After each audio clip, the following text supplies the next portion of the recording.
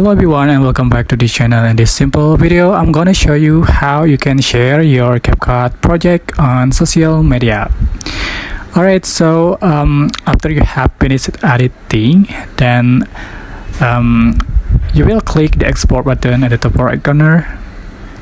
Just click on the icon, and then after that, just wait until it's finished.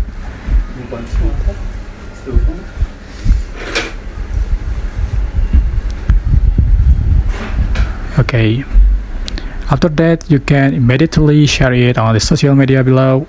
For example, I'm going to share it on Instagram story. Just click on the story, just click on it,